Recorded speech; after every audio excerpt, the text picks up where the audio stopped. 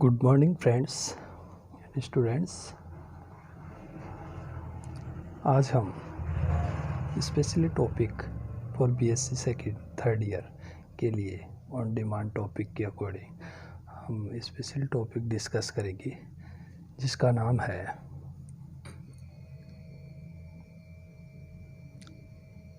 Electronic transition. Electronic transition ये topic पढ़ेंगे। Requirement के अकॉर्डिंग ये टॉपिक बताया गया कि इस टॉपिक को डिस्कस करें, इसलिए मैंने ये टॉपिक बीच में लिया है। ठीक है, तो इलेक्ट्रॉनिक ट्रांजिशन के बारे में हम डिस्कस करेंगे। ठीक है, ये बीएससी थर्ड ईयर का इनऑर्गेनिक का टॉपिक है। वैसे ये 12th में भी चलता है। नेट नीट जो भी है कंपटीशन लेवल की एग्ज़ाम, केमिस्ट्री से रिलेटेड, उन सभी में ये इम्पोर्टेंट है। Electronic transition. इलेक्ट्रॉनिक ट्रांजिशन का मतलब है कि इलेक्ट्रॉनों का स्थानांतरण। इलेक्ट्रॉन क्या होते हैं? प्रमोटेड होते हैं from lower energy state to higher energy state. मतलब निम्न ऊर्जा वाली अवस्था से उच्च ऊर्जा वाली अवस्था में इलेक्ट्रॉनों का स्थानांतरण क्या कहलाता है? इलेक्ट्रॉनिक ट्रांजिशन कहलाता है। जैसे कोई मॉलिक्यूल है, उस मॉलिक्यूल में ये आपका निम्न ऊर्जा वाला स्तर और ये उच्च ऊर्जा वाला स्तर। ठीक है, दो लेवल्स है, lower energy levels, higher energy. ठीक है, तो यहाँ पे कोई इलेक्ट्रॉन है, ये इलेक्ट्रॉन ऊर्जा ग्रहण करके ऊर्जा कैसे प्राप्त करेगा? ऊर्जा प्राप्त करता है सूर्य के प्रकाश से, वो होती है इलेक्ट्रोमैग्नेटिक रेडिएशन। इलेक्ट्रोमैग्नेटिक रेडिएशन में एक फिनिट रेंज है ना, इस फिनिट रेंज में निश्चित प्रास में ये इलेक्ट्रॉन ऊर्जा ग्रहण करके उच्च ऊर्जा वाली स्टेट में चला जाता है। ये इलेक्ट्रॉन यहाँ से यहाँ चला गया, तो इस प्रकार इलेक्ट्रॉन का यहाँ से यहाँ जो स्थानांतरण हो रहा है उसको हम क्या बोलेंगे? Electronic transition. ओके, ये इलेक्ट्रॉनिक ट्रांजिशन हो गया। तो यहाँ पे क्या होगा? इलेक्ट्रॉन क्या करेगा? फोटोन ऑब्जर्व करेगा और यहाँ पे इलेक्ट्रॉन कहाँ चला जाएगा? यहाँ पे। तो ये तो हो गया आपका हायर एनर्जी लेवल और ये हो गया लो एनर्जी लेवल। ठीक है, ये हो गया। तो इसको हम इलेक्ट्रॉनिक ट्रांजिशन बोलते हैं। क्योंकि सामान्य नॉर्मली रूप से देखा जाए तो जो मॉलिक्यूल्स होते हैं उनमें इलेक्ट्रॉनिक ट्रांजिशन मुख्य रूप से निम्न प्रकार का होता है। एक तो होता है sigma to sigma star transition, दूसरा होता है and non bonding to sigma star. इस स्टार वाले होते हैं ये एंटी बॉन्डिंग होते हैं, ये बॉन्डिंग होता है, ये नॉन बॉन्डिंग। ठीक है, और तीसरा होता है पाई टू पाई स्टार। चौथा होता है एन टू पाई स्टार। ये मोस्टली ट्रांजिशंस होते हैं electron. Sigma to sigma star transition उन यौगिकों में पाया जाता है जिनमें केवल क्या होता है? Sigma bond. क्या होता है? Sigma bond. ठीक है, जैसे एल्केन के जितने भी होते हैं ना, alkane, methane, ethane, propane, butane जो भी है, वो सभी क्या करते हैं? Sigma to sigma star transition. दूसरा है non bonding to sigma star, non bonding to sigma star. ये हो गया। तो ये कौन सा शो करते हैं? जिनमें सिग्मा बॉन्ड के साथ साथ एकाकी इलेक्ट्रॉन युग्म भी उपस्थित होते हैं, अर्थात नॉन बॉन्डिंग इलेक्ट्रॉन भी उपस्थित होते हैं। वो यौगिक इस प्रकार का ट्रांजिशन शो करते हैं। तीसरा है पाई टू पाई स्टार। ये कौन शो करते हैं? जिनमें पाई बॉन्ड, सिग्मा बॉन्ड के साथ साथ क्या हो? पाई बॉन्ड हो। लोन पेन नहीं होना चाहिए, क्या होना चाहिए? पाई बॉन्ड होना चाहिए। जैसे एल्कीन, एल्काइन, ये सब क्या शो करते हैं? Pi to pi star. That's bonding, that's anti bonding molecular orbital. ठीक है, चौथा है non bonding to pi star, मतलब जिनमें क्या होता है, पाई बंद होता है और नॉन बॉन्डिंग इलेक्ट्रॉन मतलब एकाकी इलेक्ट्रॉन योग उपस्थित होते हैं, उनमें ये पाया जाता है। तो नॉर्मली रूप से देखा जाए तो इलेक्ट्रॉनिक ट्रांजिशन 4 प्रकार का होता है। लेकिन अगर हम बात करें मेटल कॉम्प्लेक्सेज की, मेटल कॉम्प्लेक्सेज, इन मेटल कॉम्प्लेक्सेज में इलेक्ट्रॉनिक ट्रांजिशन कितने प्रकार का होता है? इलेक्ट्रॉनिक ट्रांजिशन मेटल कॉम्प्लेक्सेज में इलेक्ट्रॉनिक ट्रांजिशन 2 प्रकार से होता है। फर्स्ट है डी ट्रांजिशन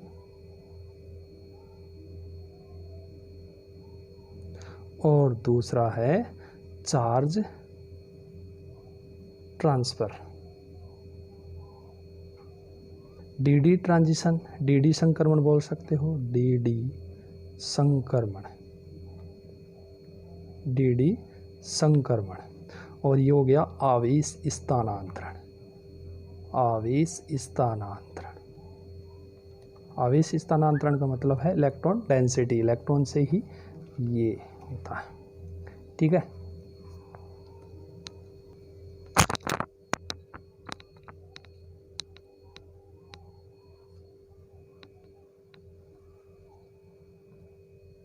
ओके। अब हम डिस्कस करेंगे फर्स्ट डिस्कस करेंगे D transition, D transition. Okay, D transition का मतलब है कि डी कक्षकों में उपस्थित इलेक्ट्रॉनों का स्थानांतरण डी कक्षकों में स्थानांतरित हो जाती है, मतलब डी कक्षक से डी कक्षक में स्थानांतरण होता है। अब डी कक्षक कौन से होते हैं वो देखो, जैसे डी ब्लॉक एलिमेंट्स हैं उनमें मेटल्स होती है ना, डी ब्लॉक मेटल्स वो क्या करती है, कॉम्प्लेक्स बनाती है। जैसे मान लो ये मेटल है, ये लिगेंड है, एन लिगेंड, ठीक है, ओके। ये हो गया कंप्लीट। यहाँ पे प्लस जो भी है चार्ज आ गया, कुछ भी ये जो भी यहाँ पे प्लस चार्ज आ गया, मान लो प्लस कुछ भी मान लो, ये मान लो एन मान लो, ठीक है। तो ये क्या करेगा, जब मेटल आयन किसी लिगेंड के संपर्क में आता है तो जो डी ब्लॉक की मेटल्स होती है, मोस्टली हम ट्रांजिशन एलिमेंट्स की बात करते हैं, तो इसके अंदर जो डी कक्षक है ये फ्री आयन है, फ्री मेटल आयन है। इसमें सभी डी कक्षक क्या होते हैं, समान ऊर्जा के होते हैं, मतलब डी जनरेट स्टेट में होते हैं, समान ऊर्जा के।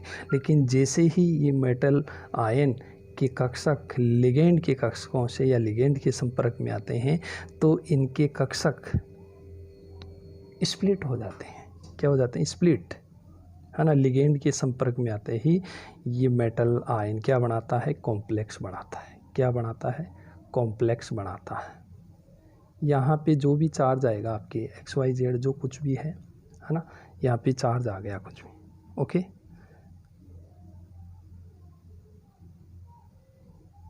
कुछ भी मान लो यहाँ पे, ठीक है, ये आ गया, ये कॉम्प्लेक्स बन गया, मेटल कॉम्प्लेक्स, ठीक है। अब इस मेटल कॉम्प्लेक्स में और इस मेटल में डिफरेंस है, इसकी बात करेंगे तो यहाँ पे जो डी कक्षक है वो पांचों के पांचों डी कक्षक क्या होते हैं, यहाँ पे इसकी बात करें तो यहाँ पे पांचों के पांचों डी कक्षक क्या होते हैं, सेम एनर्जी, क्या रखते हैं, सेम एनर्जी, मतलब डीजनरेट स्टेट में होते हैं। लेकिन जैसे ही इसके संपर्क में आया तो ये मेटल आयन क्या बना लेता है, कॉम्प्लेक्स बनाता है लिगेंड के साथ। तो इस स्थिति के अंदर डी कक्षकों का क्या हो जाता है, विपाटन, मतलब डी कक्षक क्या हो जाते हैं, स्प्लिट हो जाते हैं। इसमें पांचों डी कक्षक क्या हो जाएंगे, स्प्लिट हो जाएंगे, डिवाइडेड हो जाएंगे इन 2 एनर्जी लेवल्स। जैसे इसमें 5 डी कक्षक है, 1 2 3 4 और 5, ये पांचों डी कक्षक है, DXY DZX DYZ DX square square DZ square, ये हो गया 1 2 3 4 5। मेटल आयन में ये है, सभी की ऊर्जाएं समान है, लेकिन जैसे कॉम्प्लेक्स बढ़ाएगा तो क्या हो जाएंगे, ये डी कक्षक क्या हो जाएंगे, दो एनर्जी लेवल्स में डिवाइडेड हो जाएगी, एक तो हायर ऊर्जा वाला और एक निम्न ऊर्जा वाला। तो ये तो निम्न ऊर्जा वाला हो गया और ये उच्च ऊर्जा वाला। निम्न ऊर्जा और ये उच्च ऊर्जा, ठीक है। तो यहाँ पे पांचों डी कक्षक है। अब ये डिपेंड करते हैं स्प्लिटिंग, इनकी स्प्लिटिंग डिपेंड करती है कि कॉम्प्लेक्स कैसा है, ऑक्टाहेड्रल है या टेट्राहेड्रल है। जब ऑक्टाहेड्रल होता है तो 3 कक्षक नीचे होते हैं और ऊपर कितने रहेंगे, 2 कक्षक। कौन सी स्थिति में, ऑक्टाहेड्रल में, ऑक्टाहेड्रल। ऑक्टाहेड्रल में 3 कक्षक नीचे रहते हैं और 2 कक्षक ऊपर। जो ऊपर वाले कक्षक हैं उनको हम क्या बोलते हैं ऑक्टाहेड्रल में, Eg, और नीचे वाले 2 हैं उनको क्या बोलते हैं, T2G।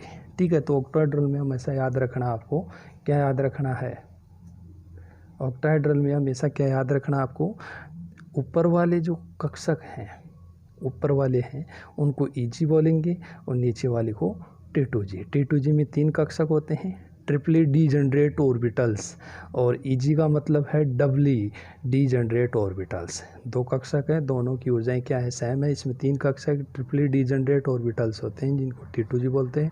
डबली डीजनरेट ऑर्बिटल्स को क्या बोलते हैं अपन, Eg बोलते हैं। ओके, इस प्रकार स्प्लिटिंग होती है ऑक्टाहेड्रल के अंदर। ठीक है। दूसरी बात करते हैं अपन, टेट्राहेड्रल की बात करते हैं। क्या करते हैं, टेट्राहेड्रल की बात करते हैं।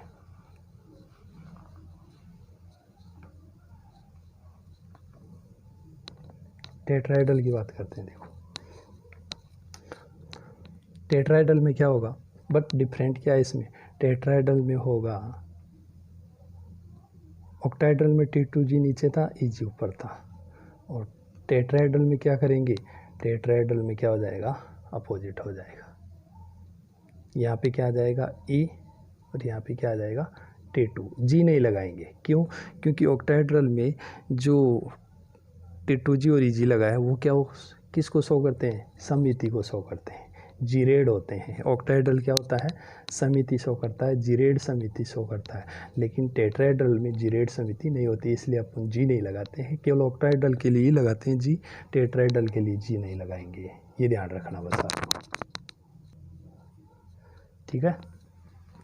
तो यहाँ पे E क्या रहेगा, नीचे, और T2 क्या रहेगा, ऊपर। यहाँ पे 2 कक्षक होंगे और यहाँ पे क्या होंगे, 3 कक्षक रहेंगे। तो ये होती है टेट्राहेड्रल के अंदर, टेट्राहेड्रल कॉम्प्लेक्स। टेट्राहेड्रल कॉम्प्लेक्स की बात हो गई। ठीक है। अब हम मेन टॉपिक पे आते हैं जो हमने पढ़ रहा है, डी ट्रांजिशन। अब आराम से हो गया, ये भी डी कक्षक है और ये भी डी कक्षक है। ये उच्च ऊर्जा, ये निम्न ऊर्जा वाला डी कक्षक है और ये उच्च ऊर्जा वाले डी कक्षक। ऐसे इसमें देख लो, ऑक्टाहेड्रल की बात की थी अपन ने, ये निम्न ऊर्जा वाले डी कक्षक T2G, उच्च ऊर्जा वाले डी कक्षक Eg। ओके। अब हम बात करते हैं ट्रांजिशन की, डी ट्रांजिशन। डी ट्रांजिशन का मतलब है कि किसी मेटल कॉम्प्लेक्स के अंदर, मेटल कॉम्प्लेक्स के अंदर कोई इलेक्ट्रॉन, एनीवन इलेक्ट्रॉन, कोई इलेक्ट्रॉन निम्न ऊर्जा वाले डी कक्षक से, चाहे वो टेट्राहेड्रल हो चाहे ऑक्टाहेड्रल हो, निम्न ऊर्जा वाले डी कक्षक से स्थानांतरित होकर उच्च ऊर्जा वाले डी कक्षक में चला जाता है। इस स्थानांतरण के लिए वह इलेक्ट्रॉन इलेक्ट्रोमैग्नेटिक रेडिएशन ऑब्जर्व करता है, अवशोषित करता है। तो इस प्रकार का स्थानांतरण निम्न ऊर्जा वाले डी कक्षक से उच्च ऊर्जा वाले डी कक्षक में जो स्थानांतरण होता है उसे हम क्या बोलते हैं, डी ट्रांजिशन बोलते हैं। क्या बोलते हैं, डी ट्रांजिशन बोलते हैं। ठीक है। जैसे एग्जांपल के थ्रू ले लेता हूँ, कोई एग्जांपल है, ये हो गया TiS2O 6+3, ये कॉम्प्लेक्स है। क्या है ये कॉम्प्लेक्स आपका, ठीक है। तो इसमें टाइटेनियम कौन सी अवस्था में है, +3 अवस्था। तो इसका इलेक्ट्रॉनिक कॉन्फ़िगरेशन 22 है परमाणु क्रमांक, तो क्या हो जाएगा 3D। पहले अपन टाइटेनियम का लिख लेते हैं 3D2 4s2। ओके, ये हो गया। टाइटेनियम +3 ले रहे हैं क्योंकि इस कॉम्प्लेक्स में टाइटेनियम अवस्था में +3 अवस्था में है, तो यहाँ पे +3, 3 इलेक्ट्रॉन निकल जाएंगे, 2 यहाँ से और 1 यहाँ से, तो क्या बचेगा 3D1 4s0। ओके, मतलब यहाँ पे टाइटेनियम रहेगा, उसमें डी इलेक्ट्रॉन कितने हैं 1। अब देखते हैं डी कक्षा कितने होते हैं, 5 होते हैं, 1 2 3 4 और 1 5। तो यहाँ पे Ti+3 अवस्था में, इन स्वतंत्र अवस्था में, इन फ्री स्टेट कॉम्प्लेक्स के साथ नहीं है, तो यहाँ पे 5वें डी कक्षा क्या रहेंगे सेम एनर्जी में, तो ये 1 इलेक्ट्रॉन है यहाँ पे। Okay, 3D1। जैसे ही टाइटेनियम +3 S2 के 6 लिगेंड के संपर्क में आएगा, 6 लिगेंड के संपर्क में आ गया, तो यहाँ पे डी कक्षकों का क्या हो जाएगा विपाटन हो जाएगा। क्या हो जाएगा विपाटन। चूँकि ये कॉम्प्लेक्स क्या है ऑक्टाहेड्रल, तो यहाँ पे डी कक्षकों का विपाटन क्या होगा, T2G क्या रहेंगे नीचे और EG कहाँ रहेंगे ऊपर, ये EG हो गया और ये हो गया T2G। अब इलेक्ट्रॉन हमेशा कहाँ भरे जाते हैं निम्न ऊर्जा वाले कक्षक से, है ना। उनकी अधिकतम भोक्ता के नियमानुसार इलेक्ट्रॉन भरे जाते हैं, तो पहला इलेक्ट्रॉन यहाँ 1 ही इलेक्ट्रॉन है, ठीक है। तो ये अवस्था कौन सी है ऑक्टाहेड्रल। ऑक्टाहेड्रल का मतलब जब टाइटेनियम +3 क्या करे कॉम्प्लेक्स बनाए। ऑक्टाहेड्रल का मतलब यहाँ पे टाइटेनियम फ्री स्टेट में है,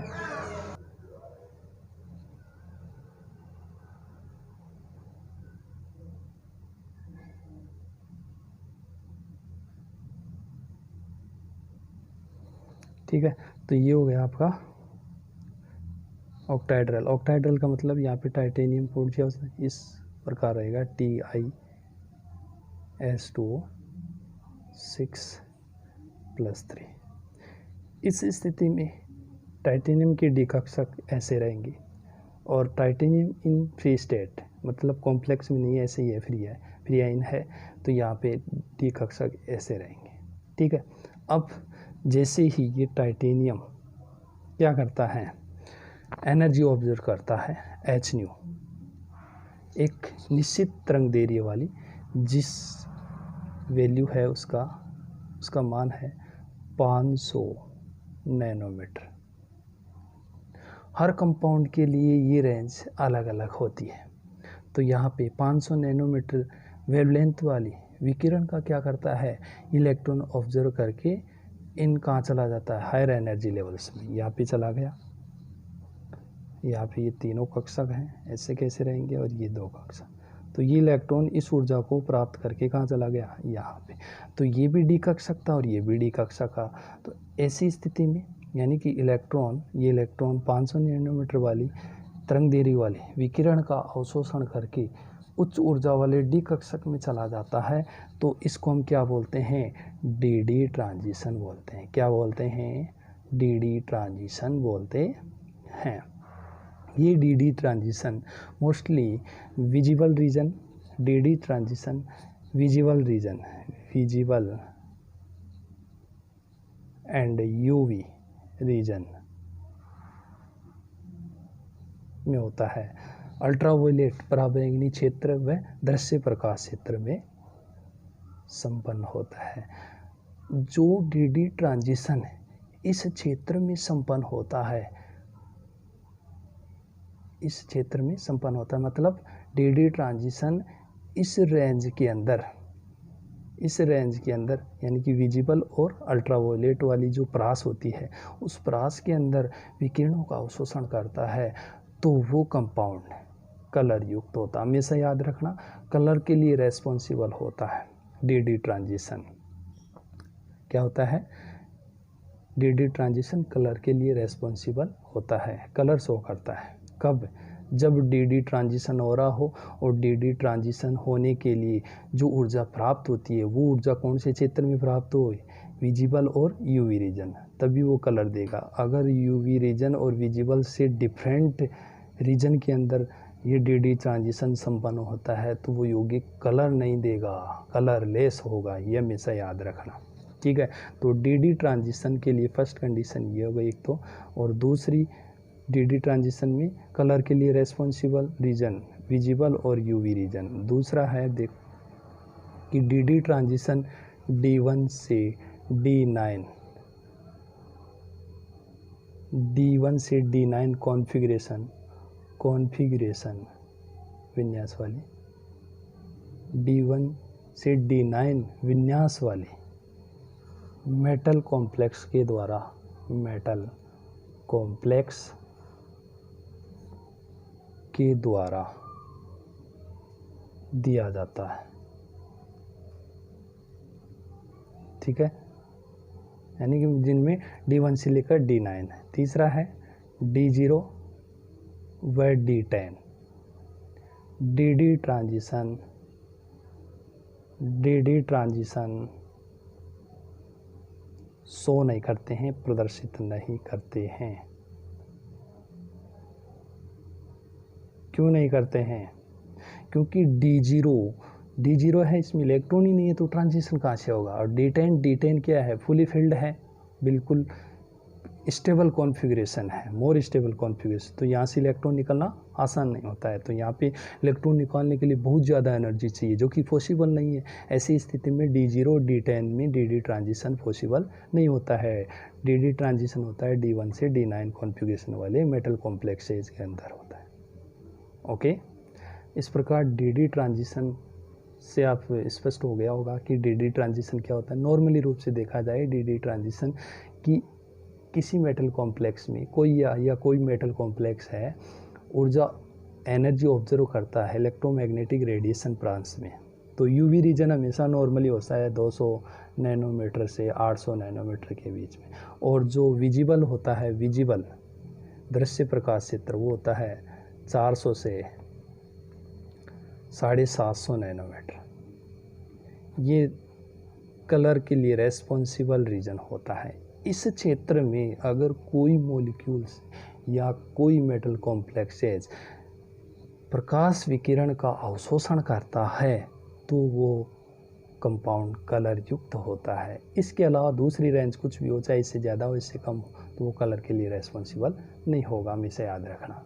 तो इसलिए अगर डी ट्रांजिशन विजिबल में या यूवी रीजन में संपन्न होता है तो वो कंपाउंड क्या होगा, कलर युक्त होता है। लेकिन कुछ ऐसे भी अपवाद हैं जो डी ट्रांजिशन देते हैं फिर भी कलर नहीं देते हैं, तो उनका रीजन अलग है, वो मैं बता देता हूँ। वो 34 रीजन है। वे यौगिक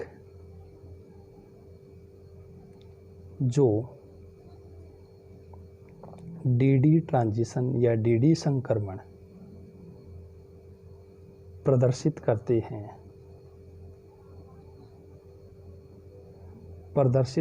हैं वे रंग युक्त नहीं होते हैं। क्योंकि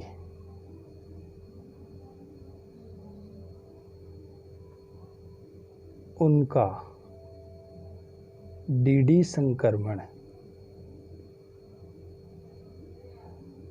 दृश्य प्रकाश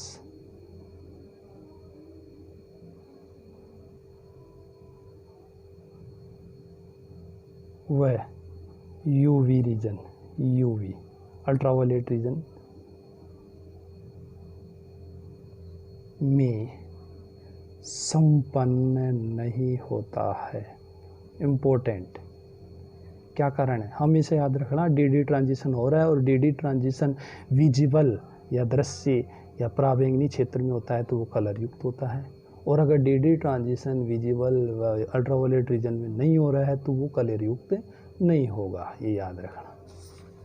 ओके, तीसरी बात है यहाँ पे नेक्स्ट पॉइंट है, अगर नेक्स्ट है यदि कोई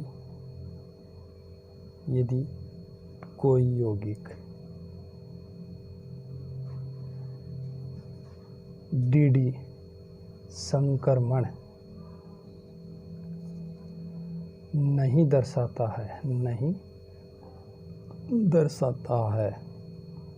डी संक्रमण नहीं दर्शाता है, फिर भी वह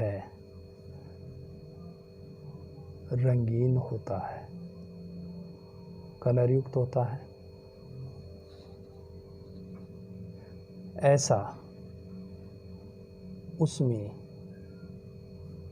आवेश स्थानांतरण के कारण होता है। आवेश स्थानांतरण के कारण होता है। आवेश स्थानांतरण के कारण होता है। जैसे एग्जांपल ले लो, MnO4-, ठीक है। यहाँ पे क्या है, Mn+7 अवस्था में है, तो यहाँ पे D क्या है, यहाँ पे 0, 3D 0, मतलब D में कोई इलेक्ट्रॉन ही नहीं है। D में इलेक्ट्रॉन नहीं होगा तो क्या होगा, Mn+7 है तो यहाँ पे D में इलेक्ट्रॉन नहीं होगा तो DD ट्रांजिशन कहाँ से होगा। अभी बताया ना मैंने भाई, DD ट्रांजिशन के लिए कम से कम 1 इलेक्ट्रॉन और मैक्सिमम से 9 इलेक्ट्रॉन होने चाहिए, ठीक है। तो यहाँ पे तो बिल्कुल 0 है, तो ट्रांजिशन नहीं होना चाहिए। फिर ट्रांजिशन नहीं हो रहा है तो DD ट्रांजिशन नहीं हो रहा है तो कलर भी नहीं आना चाहिए, फिर भी इसका कलर आ रहा है। ऐसा उसमें क्या होता है, आवेश स्थानांतरण के कारण होता है, जिसको हम डिटेल में कैसे पढ़ेंगे आगे, आवेश चार्ज ट्रांसफर में पढ़ेंगे, ठीक है। तो इसका ये इम्पोर्टेंट एग्जांपल है कि MnO4 में Mn+7 है, अर्थात उसकी D कक्षक में कोई इलेक्ट्रॉन नहीं है, जिसके कारण DD ट्रांजिशन संभव नहीं है। इसके बावजूद भी ये कलर शो करता है, क्या कारण है इसका, तो कारण ये है कि इसमें आवेश स्थानांतरण होता है, ठीक है। तो इस प्रकार ये DD ट्रांजिशन हो गया, okay. DD transition, next DD transition Laporte forbidden होता है।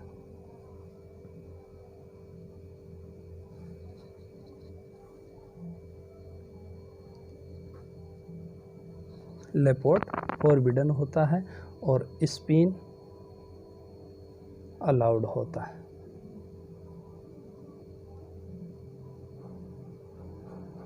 ये 2 नियम है, सिलेक्शन रूल है, एक लेपोर्ट सिलेक्शन रूल और एक स्पिन सिलेक्शन रूल, जो कि हम आगे अलग वीडियो में डिटेल में पढ़ेंगे इसको, ठीक है। तो DD ट्रांजिशन लेपोर्ट फॉरबिडन होता है, वह स्पिन अलाउड होता है, ओके। इस प्रकार ये आपका DD ट्रांजिशन कंप्लीट हो गया है, ठीक है। DD ट्रांजिशन मोस्टली आपको इतना याद रखना है कि निम्न ऊर्जा वाले कक्षक से इलेक्ट्रोमैग्नेटिक रेडिएशन अर्थात UV रीजन व अल्ट्रावायलेट रीजन में ऊर्जा प्राप्त करके उच्च ऊर्जा में स्थानांतरित हो जाता है। तो इस प्रकार का जो स्थानांतरण है, उस स्थानांतरण को क्या बोलेंगे अपन, DD ट्रांजिशन बोलेंगे, ओके। समझ में आ गया होगा, ठीक है। अब हम नेक्स्ट पढ़ेंगे चार्ज ट्रांसफ़र। दूसरा है electronic transition, charge transfer CT, okay. Charge transfer मतलब आवेश का स्थानांतरण। चार्ज ट्रांसफ़र हम पढ़ेंगे नेक्स्ट वीडियो के अंदर। नेक्स्ट वीडियो में चार्ज ट्रांसफ़र हम पढ़ेंगे, ओके। Thank you.